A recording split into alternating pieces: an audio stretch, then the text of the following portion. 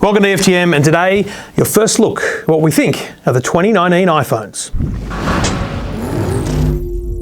Well, every year around this time the speculation begins as to what Apple's going to release, when they're going to release it, and what of course the features will be. And one of the things that happens are a bunch of factories in China who are hoping to make money out of selling cases to people who want to make cases, start producing mock-ups of everything we've seen in terms of rumours built into what they think the phone looks like. And the first thing they do is they start trying to release cases.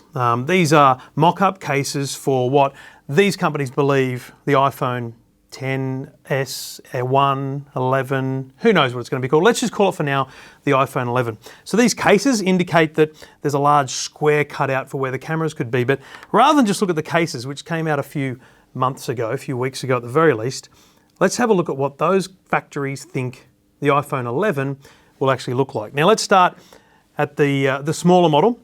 So this here is the iPhone 10s. So the 10s, as you know, very popular, has a dual camera. The big rumours, the big news is that the 11 will feature a triple lens camera. Now this square here, which is the camera array, features 3 cameras as well as the flash.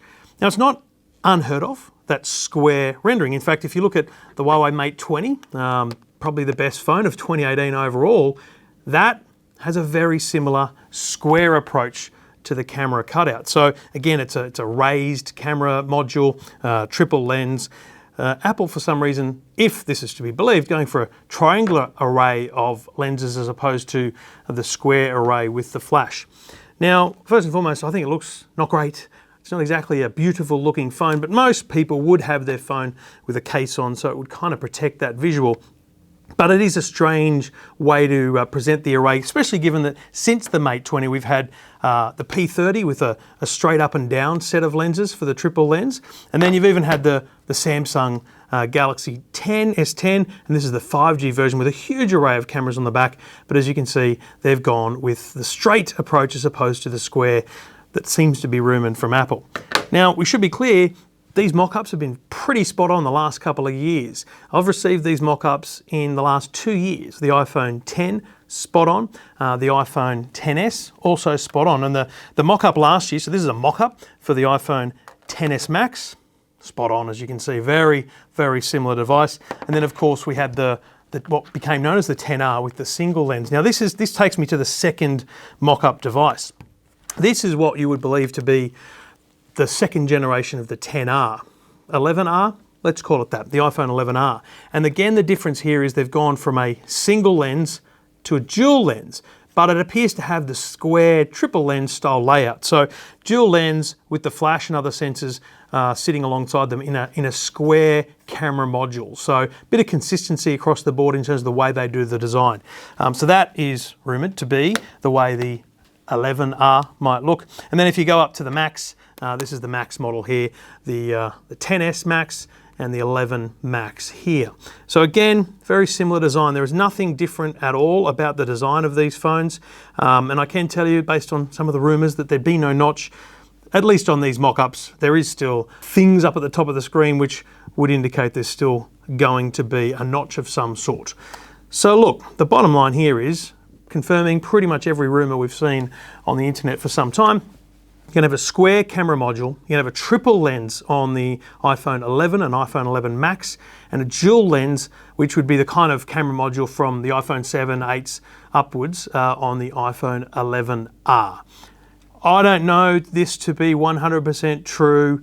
I can tell you they've been pretty spot on the last couple of years. If I was to call one of them out, I'd think the 11R is probably the one that just doesn't feel quite right to me, the dual lens in the square block, but I could be wrong about that, and it could be absolutely spot on.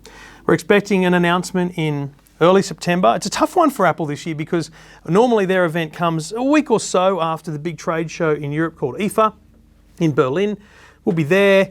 That's actually a week later than normal this year, so it could well be that the announcement from Apple is around the 12th or 13th, or it could well be the 16th, 17th, or up to the 20th. It's a very interesting time of year. Obviously, when they come to market after that is anyone's guess. You would think very late September, early October. If this is to be believed, from a camera perspective, you're going to have a much better camera on the iPhone, which a lot of people are constantly striving for. But you've got to remember, they're competing with Samsung and Huawei, who have exceptional cameras out there in the market already with their triple lens modules, so, and more so with Samsung. So they are coming well from behind here, Apple, but they're not always first to things. You've got to remember the tech press will report Apple as being slow to the triple lens camera, but Apple's rarely first with things. Apple likes to get things right. So there'll be something slightly better, something slightly tweaked about their triple lens, we can assume, because that's what will be their big selling point, apart from all the extra power and extra features inside and via iOS 13. Let us know what you think. Hit us up in the comments if you've got a question about the iPhone 11s. Be curious to know what you think and whether this is the kind of thing they're going to make you upgrade. What iPhone have you got now, and what iPhone are you waiting for? What features are you waiting for on the next iPhone? Full details at EFTM.com.